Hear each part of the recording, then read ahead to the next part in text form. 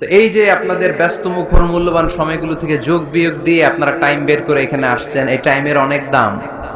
আমাদের জীবনের সবচাইতে দামি জিনিস হচ্ছে সময়। স্রষ্টার দেয়া সবচাইতে বড় নেয়ামত হচ্ছে সময়। এজন্য সময় যেন আমরা কোনো খারাপ কাজে, অকল্যাণের কাজে ব্যয় না করি, ভালো কাজে যেন ব্যয় করি।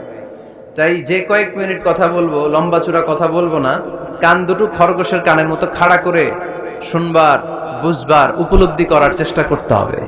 আমি প্রায় বলি, আমাদের একটা শক্ত সিদ্ধান্তই পারে আমাদেরকে জান্নাতি বানাতে। শক্ত সিদ্ধান্ত। আর আমাদের একটা দুর্বল সিদ্ধান্তই পারে আমাদেরকে হাতাবু জাহান্নাম, জাহান্নামের লাকড়ি বানাতে।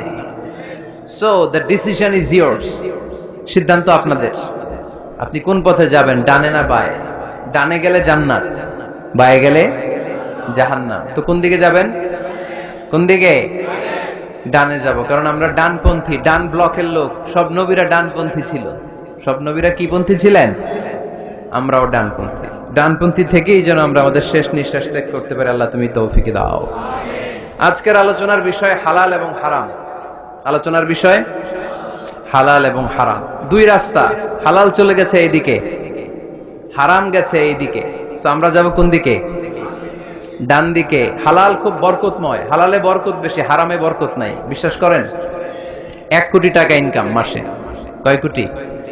এরকম লোক আছে না কসবায়? বাংলাদেশে আছে না? 1 কোটি টাকা ইনকাম, কোটি টাকা ইনকাম তার। কিন্তু বছরে কোটি কোটি টাকা তার ইনকাম, 1 মাসে ইনকাম 1 কোটি টাকা। কিন্তু দেখা যায় মাসে একটা হসপিটাল বিল পরিশোধ করতে তার